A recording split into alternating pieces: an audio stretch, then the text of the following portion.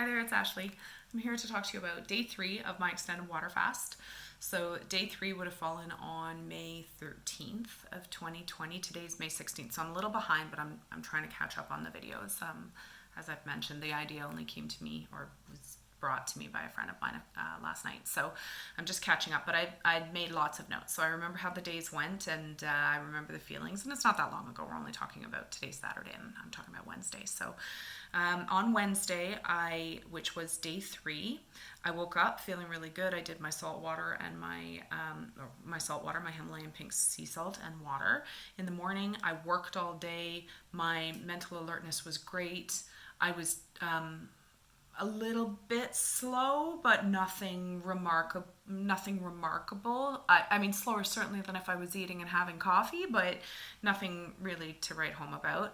At the end of the day, met a girlfriend for a physically distant walk in the trails near our houses, and did about 3 kilometers. I'm cautious about talking about fasting. I don't necessarily always tell people that I'm doing it because it brings about a fair bit of judgment, and people don't really understand it unless they understand it. I mean, by now people get it a little more because I've done it as much as I have, so people understand it more. But this particular friend, I chose not to let her know yet. I will tell her, but I decided not to let her know yet because I knew she'd be concerned about me walking in the trails with her, even though it was only day 3.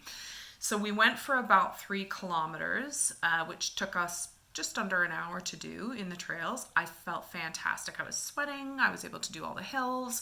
Met a couple of people actually on the paths who I know.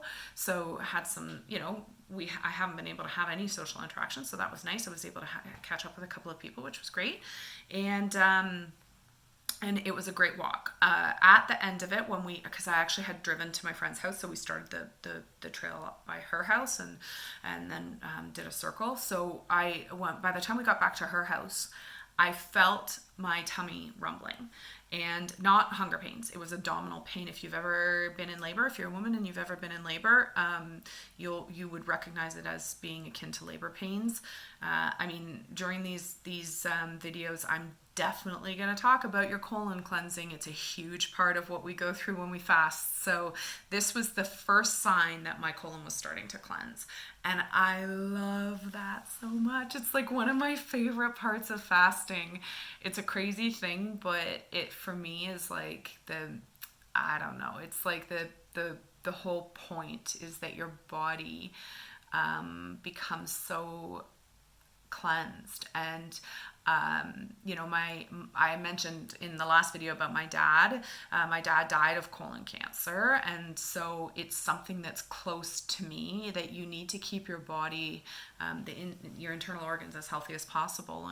And in my most recent colonoscopy, the doctor said to me, "Your colon is so pink and healthy," and I know that that's because I'm somebody who fasts. Because what actually happens is your body, every organ in your body, and for some reason the colon is the one that sticks most with me, likely because of my dad's illness, but it cleans, it renews, it gets reborn essentially. So once your colon is voided of all of the fecal matter, once your colon gets completely voided of waste, it starts to renew itself. And that does happen. And everybody has tons of questions for me about this all the time, but they're always afraid to ask. So I'm going to talk very openly about what that is like, because I think it's a huge part of what people want to know. And I think it'll normalize the experience for you if you ever do decide to do an extended fast. So typically around day 3, sometimes sooner, but typically around day 3, I start to feel the colon cleansing. And it's a very intense lower abdominal pain. It lasts until you void. When you go to after you go to the washroom, the feeling sometimes goes away for a few minutes and then it recurs and you'll have to void again. But typically, that whole process will last anywhere from about 20 to 30 minutes. And it's intense, but you should feel excited about it because it's the first sign of cleansing. It's the first sign of your body actually cleansing. So it's a pretty cool thing. Now, typically that whole cleansing phase, for me in the past anyway, has come in stages. So what will happen is it's usually maybe like once a day for the first, from about day 3 usually until about day 7, 6 or 7. And then after that, it's usually again on like maybe day 10 or 12, and then sometimes a little bit on day 17, and then there's nothing. So, and it gets increasingly disgusting. To be clear, it gets increasingly disgusting because what's happening is you are ridding, your colon is shedding itself of all of that built up waste. So any waste that's been in there is shed. So you actually will find that you go through different colors. So it starts with what would be like a regular movement looking, like a regular looking movement. And then it moves to something that's very yellow in color. And then eventually it will become like when we're talking about the longer days, day 10 and 14 and stuff, I'll talk about those when they happen. But it becomes very, very dark and not consistent at all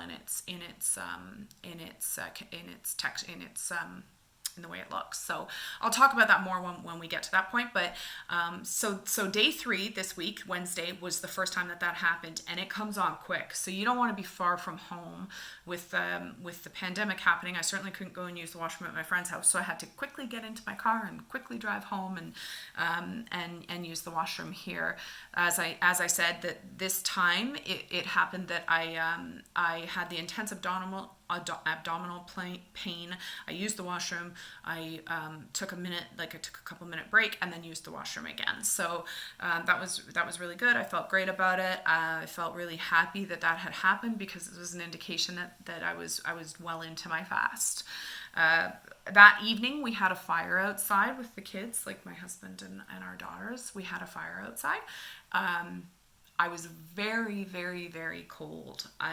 We had regular mid-May temperatures for Southern Ontario, where I live, and I was very cold. Now, I don't know whether it was because I had been sweating when I was walking, and so now I was sitting outside. But like when I say cold, I was wearing like a hoodie and a toque and gloves and a jacket with a hood and blankets. I mean, I was like, and a scarf. I was cold. I was properly cold.